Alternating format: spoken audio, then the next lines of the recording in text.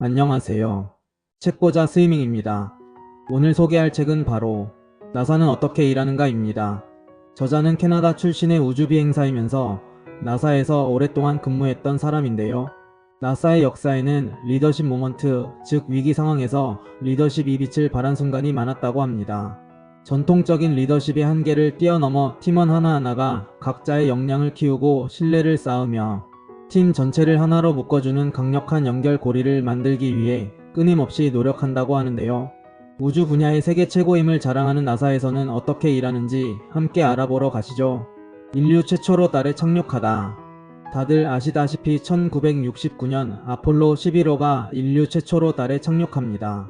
대단히 감격스럽고 위대한 순간이라고 기억하고 있지만 실제 착륙 과정은 굉장히 다급하고 위험천만했다고 책에서 이야기하는데요. 달 착륙선의 고도가 달 표면을 향해 조금씩 낮아지는 순간 착륙선 위쪽에서 경보가 요란하게 울립니다. 1200이 경보의 내용을 알려주길 바란다. 암스트롱이 관제팀원에 이렇게 이야기했고, 그 경보는 컴퓨터의 기억장치와 성능이 달 표면에 성공적으로 착륙하기 위해 필요한 계산과 자료를 처리하기에 턱없이 부족해 생긴 경보였어요. 한마디로 과부하가 걸린 것이죠. 수백 시간을 실시한 모의 실험에서는 한 번도 발생한 적 없는 일이었기에 모두가 당황했지만 암스트롱은 운항에 문제가 없다고 결론짓고 착륙 시도를 계속합니다.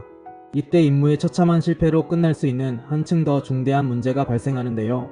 달 착륙선이 예정된 곳에 안전하게 착륙하지 못하고 돌투성이인데다 움푹 파인 구덩이가 많은 곳에 불시착할 가능성이 커지고 있던 것이죠. 재앙을 피하려면 착륙 지점을 바꿔야 했는데요. 암스트롱은 침착하게 착륙선의 조종을 수동으로 전환한 뒤에 착륙하기 안전한 곳을 찾기 시작했습니다.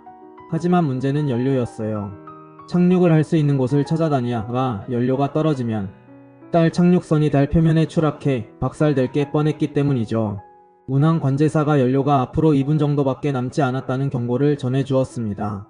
결국 1분 정도 더 쓸 수 있는 연료를 남겨두고 암스트롱은 극적으로 착륙에 성공을 하게 돼요. 그 짧은 순간의 기지를 발휘하여 임무를 성공적으로 이끈 암스트롱의 리더십에 박수를 보냅니다. 만약 성공하지 못했다면 인류가 달에 착륙한 시점뿐만 아니라 전 세계의 역사가 바뀌었을 것이라 생각해요. 우주 경쟁에서 소련이 미국을 앞서 나가 초강대국으로 발전하면서 지금 우리 사회는 자본주의 시장 경제 체제가 아니라 공산주의 체제가 되었을지도 모르죠. 끔찍한 화재 사고, 아폴로 11호가 달 착륙에 성공하기까지 참 많은 난관이 존재했는데요. 인류가 달에 착륙하기 2년 전인 1967년 1월 아폴로 1호의 조종실에 불이 납니다. 선장과 두 동료가 발사대에 올려진 사령선에 갇혀 있었는데요. 불이 난 것을 감지하고 바로 해치를 열기 시작합니다. 하지만 이 우주선은 무척 복잡해서 해치를 열려면 서너 개의 장치를 돌린 뒤에 묵직한 구조물을 안쪽으로 당겨야 했어요. 시간이 오래 지체되었고 그들의 첫 목소리가 전해지고 마지막 절규가 들릴 때까지 불과 약 17초 밖에 걸리지 않았습니다. 발사대에 있던 보조원들이 사령선의 해치를 열고 안으로 들어가는 데는 5분이란 긴 시간이 걸렸어요. 결국 안타깝게도 세 우주비행사 모두 질식해 죽고 말았는데요. 가족들과 나사의 전 직원에게는 그야말로 대참사였죠. 이런 끔찍한 사건이 발생하면 보통은 프로젝트가 무산되어 버리죠. 하지만 나사는 달랐습니다. 사고의 원인을 철저하게 분석하고 허점을 보완하여 문제점을 개선해 나가기 시작해요. 저는 이 부분이 참 감명 깊었습니다. 우리나라 같으면 프로젝트는 바로 중단되고 관계자들은 줄줄이 사임하고 책임을 물어 다시는 이 바닥에서 일하지 못하게 만들 텐데요. 나사는 그렇지가 않았습니다. 참 본받을 점이 많네요. 달 착륙 성공. 그 다음은 뭐야? 역사적인 인류 최초의 달 착륙이 이루어졌지만 문제는 그 다음이었습니다. 아폴로 프로젝트는 계속 이어졌지만 사소한 문제들이 계속 발생하면서 사람들의 관심과 기대도 시들해져 갔죠. 무엇보다 이제 달 착륙했으니 그 다음은 뭔데? 에 대한 구체적인 목표가 없었던 겁니다. 마치 올림픽에서 금메달을 딴 선수가 더 이상 올라갈 목표가 없어 슬럼프에 빠지는 것과 비슷한 이치예요.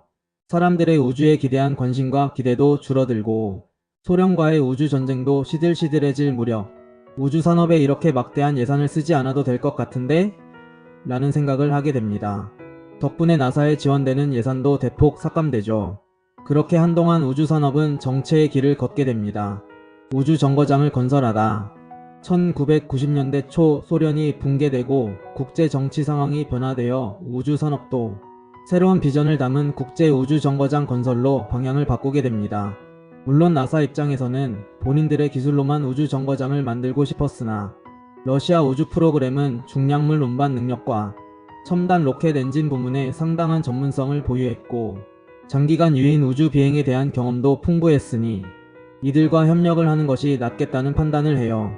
러시아 입장에서도 우주 왕복선을 보유한 미국의 도움이 절실했을 겁니다.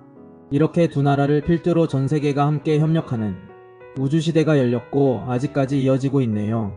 이 책은 우주산업의 역사를 알려주는 것 같기도 하면서 동시에 나사에서 굵직한 임무를 수행했던 이들이 일하는 방식과 태도를 보여주면서 리더십도 소개해주고 있어요. 성공한 사람, 큰 업적을 남긴 사람의 스토리는 언제 봐도 재미있고 교훈을 얻어가는 것 같아 참 좋습니다. 영상 유익하셨다면 구독과 좋아요 부탁드려요. 시청해주셔서 감사합니다.